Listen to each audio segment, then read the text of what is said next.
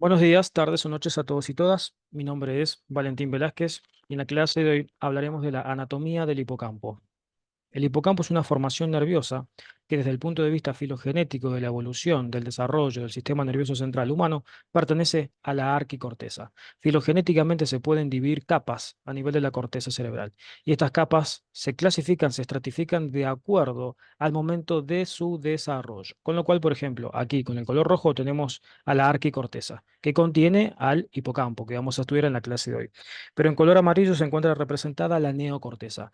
Esa neocorteza es la más nueva, la más moderna, de allí su nombre, y contiene, por ejemplo, los giros precentral, giro postcentral, giros temporales, superior, medio, inferior, giros frontales, etcétera, etcétera. Y aquí se llevan entonces las funciones más complejas de ese sistema nervioso central. Por otro lado, tenemos aquí en color verde representada a la porción más primitiva de la corteza cerebral, y esto es lo que recibe el nombre de paleocorteza. Esta paleocorteza contiene a la corteza entorrinal y a toda la vía olfatoria, ¿no? Con el nervio y el bulbo olfatorio. Y por último, hay dos cortezas más que se pueden clasificar. Una aquí representada en color celeste que se encuentra rodeando a la arquicorteza y se llama corteza periarquicerebral, ¿sí? La corteza periarquicorteza. Y luego tenemos aquí en color violeta a una corteza que recibe el nombre de proisocorteza. Este segmento en color violeta recibe el nombre de proisocorteza. Ahora bien, en esta resonancia magnética nuclear ponderada en T2, lo que podemos visualizar aquí es a la ubicación del hipocampo. Este hipocampo se encuentra a nivel del lóbulo temporal del encéfalo. Con lo cual, por ejemplo, para ubicarnos, tomamos este reparo que es el surco lateral, clásicamente llamado cisura de Silvio, y en sentido inferior vemos al giro temporal superior, luego al giro temporal medio y por último al giro temporal inferior. Y estos últimos dos giros que visualizamos aquí se corresponden en principio con el giro temporo-occipital y por último aquí tendremos al hipocampo. La característica del hipocampo es que se encuentra enrollado sobre sí mismo a modo de pionono, ¿no? Y esto es lo que le ha también valido un poco el nombre debido a su forma de hipocampo, ya que etimológicamente este término significa caballito de mar, ¿sí? Así como el caballito de mar tendrá el hipocampo, esta formación, una cabeza, un cuerpo y una cola que se describirán. Esta formación nerviosa que, como ya dijimos, pertenece al arquicerebelo, está directamente emparentada con el aprendizaje, con la memoria a corto plazo, a largo plazo y la memoria espacial, la memoria de ubicación espacial. Podemos visualizar aquí los elementos que forman la anatomía descriptiva del hipocampo, ¿sí? Todo esto que visualizamos en este segmento es el hipocampo. El hipocampo mantiene conexiones estrechas con la prolongación o asta temporal, antiguamente llamada esfenoidal del ventrículo lateral, formando lo que es el piso de esa prolongación temporal o esfenoidal de ese ventrículo lateral. Desde el punto de vista descriptivo se le puede describir al hipocampo una cabeza, un cuerpo y una cola, ¿sí? Cabeza, cuerpo y cola de acuerdo al segmento del cual estemos hablando. Este sería el segmento más caudal, es decir, más posterior, y este es el segmento más craneal, más rostral, es decir, más anterior.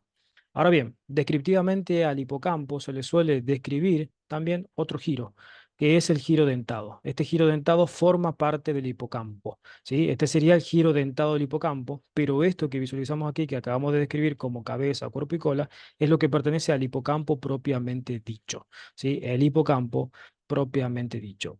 En este segmento, por ejemplo, visualizamos a lo que es la fimbria del hipocampo. A través de la fimbria del hipocampo, esta formación nerviosa contendrá, mantendrá conexiones con el fornix o trígono cerebral.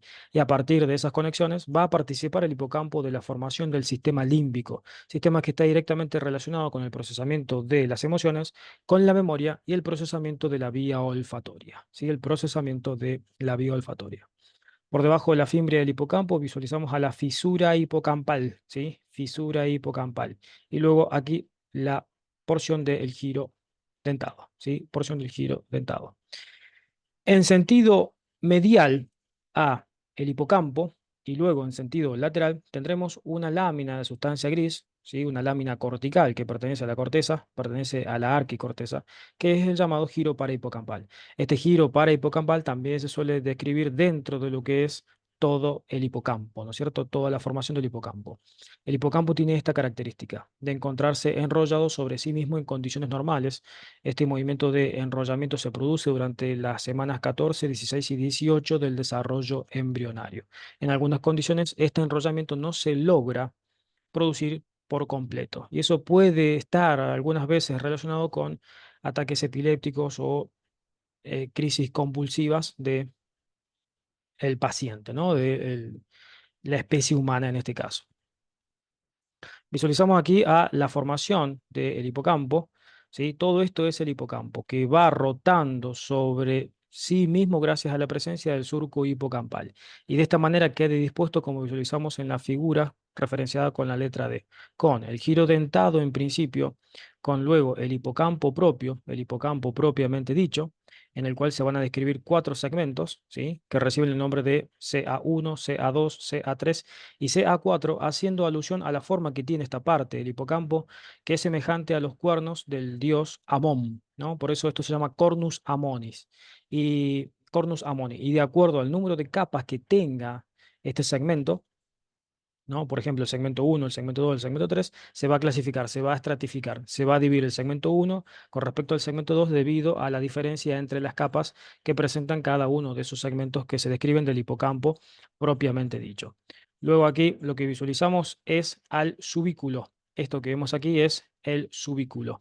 El subículo se define como una lámina, una región del hipocampo de transición de capas desde la neocorteza hacia la arquicorteza. La arquicorteza cuenta con tres capas y la neocorteza cuenta con seis capas y esa región de transición es la que recibe el nombre de subículo. Aquí podemos visualizar a ese subículo, esa región de transición entre las capas de la neocorteza y las capas de la arquicorteza.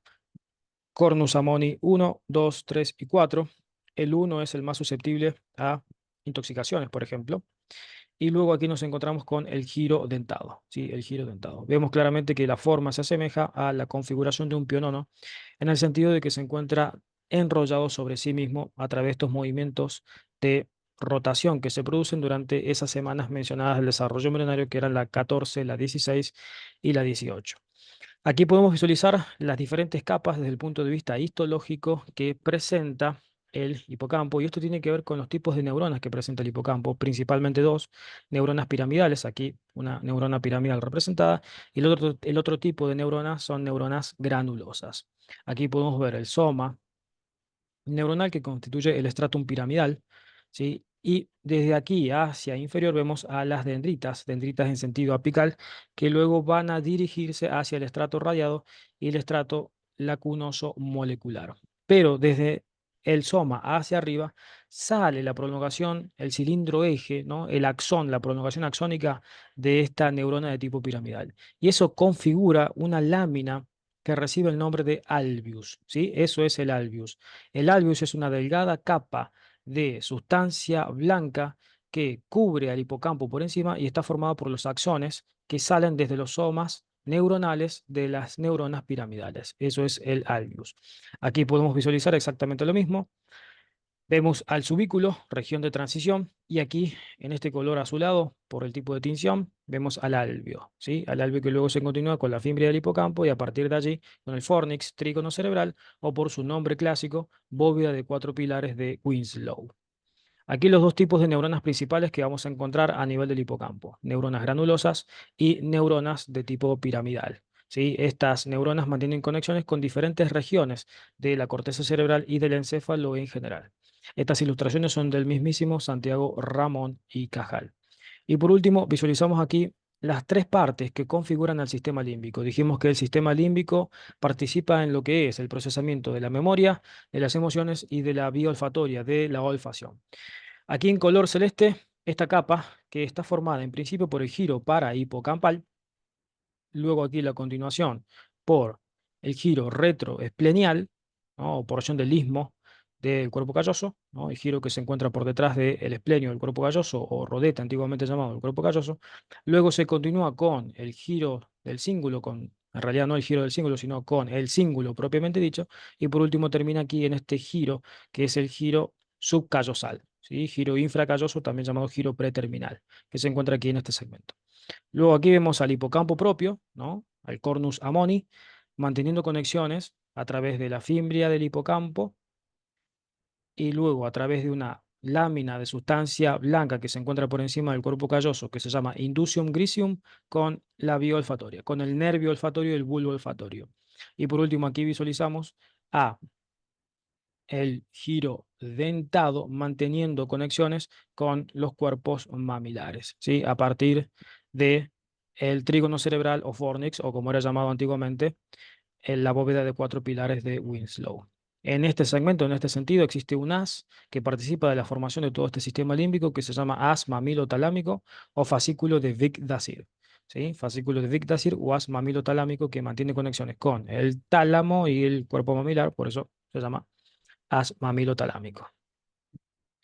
Muy bien, pues eso ha sido todo entonces con respecto a la clase del día de hoy. Espero que les haya gustado y servido. Nos veremos en siguientes vídeos. Saludos.